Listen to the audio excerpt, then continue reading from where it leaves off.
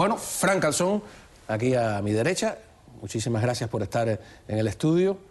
Y me da mucho gusto estar aquí contigo y con Orlando. A Orlando no le hice una presentación más detallada porque Orlando es de la casa y lo vemos a menudo y todo. Es un honor estar aquí contigo y con Frank Calzón, al cual admiramos mucho y queremos mucho. ¿No te parece que es verdad todo lo que he dicho sobre Frank? ¿Cuántos años trabajando en Washington, allí a veces en solitario, contra viento y marea, como una hormiga? De acuerdo en todo eso, ¿no? Lo que no es corrosivo.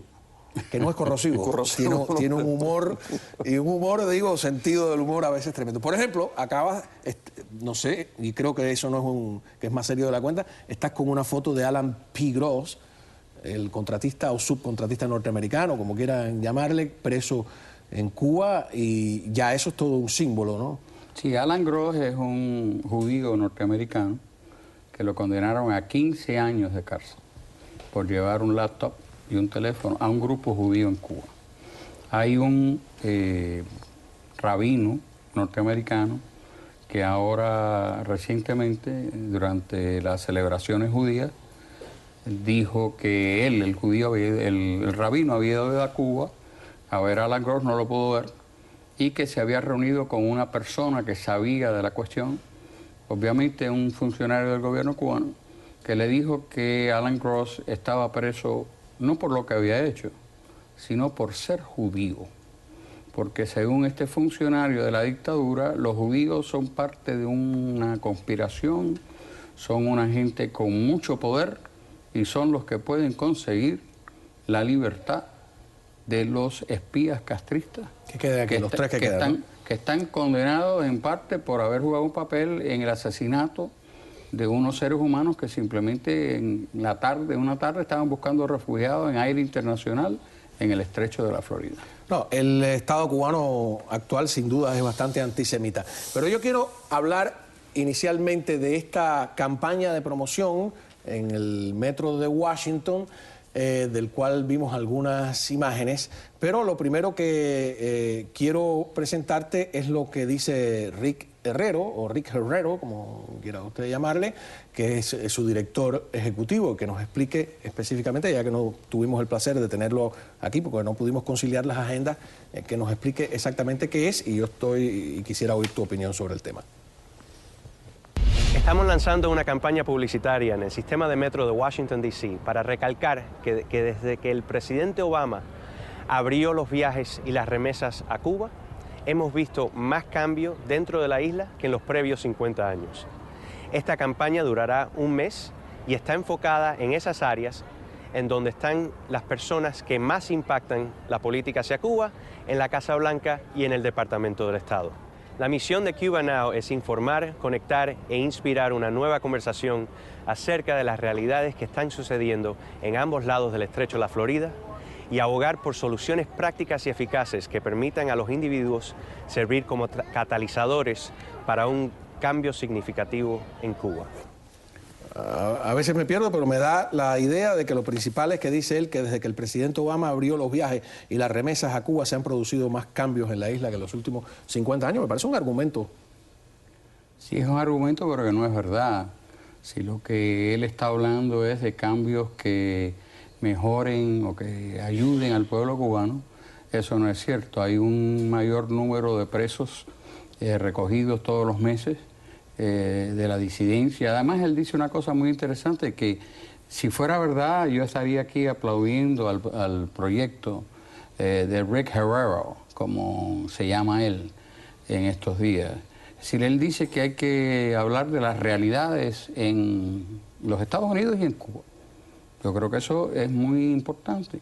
Pero las realidades en los Estados Unidos, no voy a hablar de eso ahora, pero las realidades en Cuba no son las que él menciona. Las realidades en Cuba son las damas de blanco que las golpean casi todos los fines de semana y se las llevan presas. Las realidades en Cuba es Sonia Garro, que es una señora católica cubana que lleva ahora 2 años, más de 2 años presa, porque quería ir a la misa con el Papa Benedicto XVI. La realidad en Cuba, yo creo que si se habla de la realidad en Cuba hay que hacer así. Ese es el símbolo de la libertad en Cuba. Eso, cientos de personas Del Movimiento Cristiano de Liberación. En el sepelio de Osvaldo Payá estaban así, hombres, mujeres, niñas de color. Quizás Rick no sabe de las realidades en Cuba. La otra cosa que me parece interesante en lo que acabas de enseñar es que Rick obviamente quiere acercarse al poder. Está fuera de la Casa Blanca. Es decir, Rick no sale al lado del presidente. Rick está fuera cruzando la calle. Los que hemos tenido acceso al poder a través de todos estos años, sabemos perfectamente que un grupo, ya sea Rick Herrera, ya sea Carlos Saladiga, que pueda tener acceso al presidente de los Estados Unidos o al secretario de Estado, no pone carteles en los metros de Washington. Uno va, se sientan con esas personas, le dice, mire, este es el momento de cambiar la política. ¿Y por qué? A ver si le entiendo. Usted me está diciendo que esto que yo veo como una demostración de influencia en Washington es todo lo contrario. Es evidencia de un gran fracaso. El fracaso del Cuba Study Group y del fracaso de estas personas. Ellos comenzaron una campaña hace unos meses para sacar a la tiranía castrista de la lista de países terroristas. Que es una de las prioridades desde La Habana, por cierto, de la prensa cubana. Y tuvieron muy mala suerte para ellos, porque en el momento que estos anuncios salen, la administración del presidente Obama saca la lista hace unos días, diciendo que Cuba está con Siria y está con Irán, y que Cuba sigue siendo un país terrorista. Esa es la realidad, y esa es la realidad que ni Rick ni las otras personas detrás de esta campaña quieren decir al pueblo norteamericano. Ahora, sin embargo, usted habla como si, yo no lo conozco, ¿no? Pero... Nadie lo conoce. Como si fuera una... Ahí está el humor corrosivo que yo digo. No, es verdad. Como si se tratase, antes de hablar con Orlando, de una persona que no quiere la democracia para Cuba, y él dice que él quiere la democracia para Cuba, e incluso tiene otros argumentos, ¿no? Me gustaría volverlo a escuchar para balancear esto. Ajá. Nos vamos a una pausa. Bueno, cuando regresemos de la pausa vamos a ver más de esos argumentos que tienen este grupo que ha puesto los carteles en Washington. Ajá.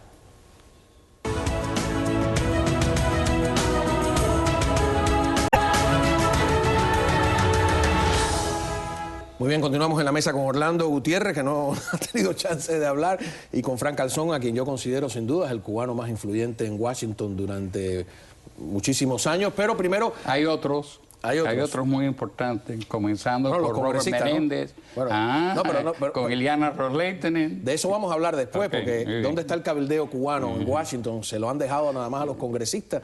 Pero vamos a, como prometimos anteriormente, a ver qué dice Rick Herrero de esta campaña que hay ahora mismo en el metro de la capital política del país. Las actitudes y percepciones en la Florida y a lo largo de los Estados Unidos también cambian después de 5 décadas de la misma política sin ningún resultado. Jamás vamos a dejar de exigir al gobierno cubano que respete los derechos humanos, pero tampoco vamos a esperar que actúen antes de encontrar nuevas formas de apoyar al pueblo cubano.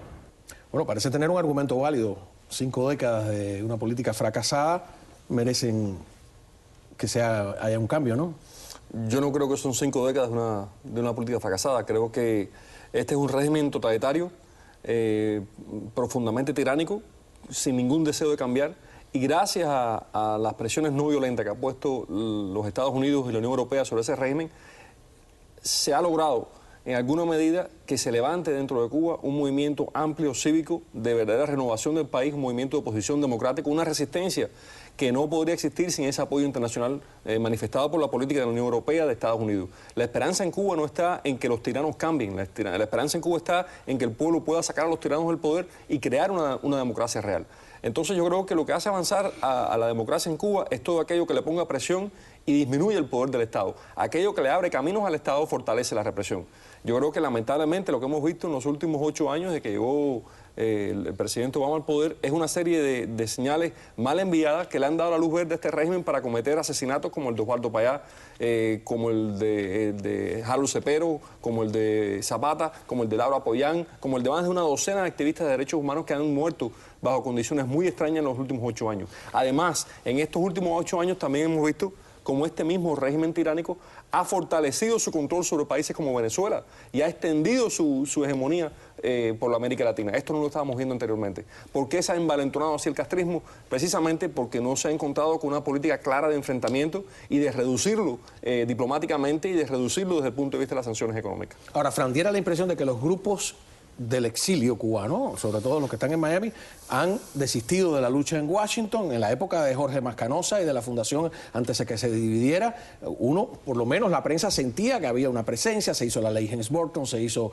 la ley Torricelli, se batallaba, la fundación tenía una oficina y yo iba ahí sumamente movida. Valladares estaba también batallando por otro lado. De repente tú tenías competencia, vamos a decirlo así. Ahora parece que se lo han dejado a los congresistas. ¿Es una buena idea? No, pero yo no estoy de acuerdo con la premisa. ¿No? ¿Hay otros grupos trabajando?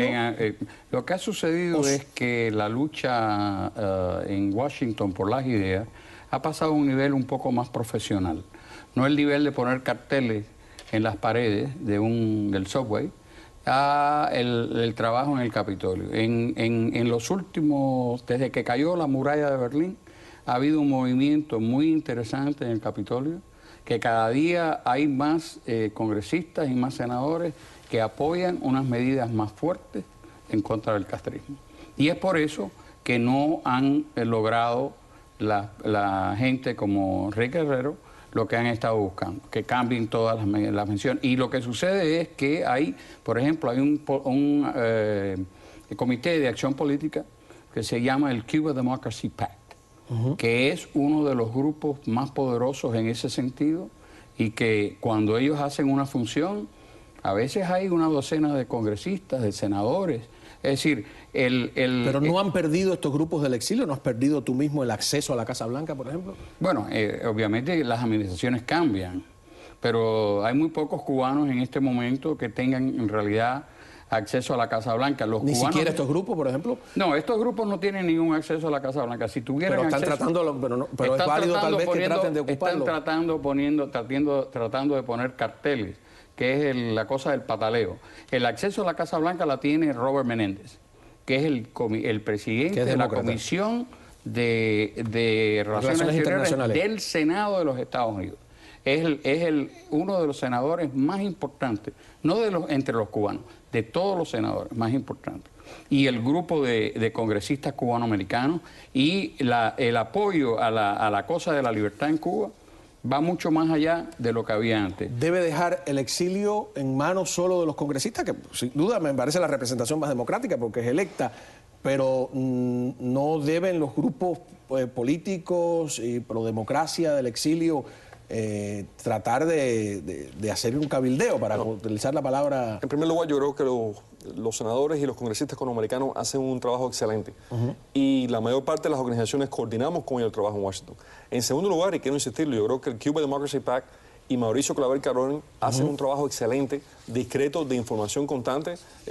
Profesional. El blog que tienen de Capitol Hill Cubans es una referencia constante para todo lo que tiene que ver con Cuba, y han mantenido una presencia profesional de gran impacto dentro del Capitolio, que es donde podemos trabajar los cubanos. E históricamente ha sido el Congreso norteamericano donde la lucha por la libertad de Cuba más respaldo y solidaridad ha encontrado. Y si no fuese por eso, estarían la resistencia cubana sintiéndose muy sola dentro de Cuba por todas las influencias que van hacia un reconocimiento del régimen y un abandonamiento de esa resistencia. Ahora, uno de los argumentos es que los cuentapropistas en Cuba están creciendo. Sin embargo, me gustaría poner algunas imágenes de los cuentapropistas que han sido golpeados por leyes que han dado marcha atrás, por prohibiciones, sobre todo porque el gobierno cubano quiere mantener el monopolio de la importación, en este caso, de ropa. Veamos. Es decir, que la ropa elaborada, aunque quiten esto, no se va a vender. ¿Qué conlleva con esto? Que las personas que están vendiendo esta ropa y le prohíban que lo siga haciendo, va a ser un gran número de desempleo que va a venir en el país. La persona que tengo trabajando conmigo se quedará sin trabajo igual que yo. Y entonces inventar en la calle qué se hace. Realmente la economía en Cuba no es una economía que esté buena. Nadie se va a enriquecer con esto, porque francamente con esto nadie se enriquece. Simple y llanamente uno vive. Sí, pero lo que sucede es que la situación de la economía de Cuba no se va a resolver porque unas personas puedan tener 40 blusas o 40 pantalones en un portal. De nuevo, ninguno de los grandes magnates cubanoamericanos, comenzando por, de nuevo, Carlos Saladrigas, para quien... A quien invitamos, por cierto, al programa, ¿no? Rick Herrero, hasta recientemente era el subdirector de la organización del Cuba Study Group, el grupo de estudios cubanos de Carlos Saladrigas, y también fue el tesorero del PAC, de un grupo de acción política de Carlos Saladrigas. Carlos Saladrigas no es un cuentapropista. Carlos Saladrigas no se dedica a llenar fosforeras con gasolina, ni a peinar perros. Si ellos quieren que haya un cambio en la economía de Cuba, ellos tienen que dejar que los cubanos tengan los mismos derechos en Cuba que tienen los extranjeros, que puedan ir hacer una fábrica, sembrar tomates, enlatar los tomates, exportar, dejar que la industria del tabaco sea de nuevo la industria de los cubanos y no del Estado, como era durante la época de España. Y además, de nuevo, tú mencionaste a Giovanni Sánchez. Cualquier persona que quiera ver cuál es la Cuba de ahora... Es que yo vi que ellos tienen un anuncio con la imagen de Giovanni Sánchez. Lo único que tienen que hacer esas personas que quieran interesarse es leerse uno de los libros de Giovanni Sánchez, donde ella habla del asesinato de Payá, donde ella habla del barco de Corea del Norte que se llevaba aviones de guerra. Bueno, yo hablé hoy con el cuñado de Giovanni Sánchez, iba a estar aquí, pero tuvo otra cosa que hacer, y me dijo el cuñado que ella no había dado permiso para usar la imagen, que estaba... Es obvio, cualquier persona, y con frecuencia sucede, que sacan una imagen del internet y la ponen. Pero lo que es fundamental es que la lucha por la libertad en Cuba tiene que dejar a un lado el secretismo y tiene que haber transparencia, como la hay en el Centro para Cuba Libre, como la hay en el directorio. ¿Quiénes son los miembros de este grupo que ponen estos anuncios? ¿Quién los paga? ¿Quién ha pagado por todo eso? Ojalá se pueda realizar un debate donde estén ustedes y la otra parte. La mesa siempre está abierta. Vamos, como aquí también es importante la economía, a un anuncio comercial y regresamos enseguida con esas inquietantes.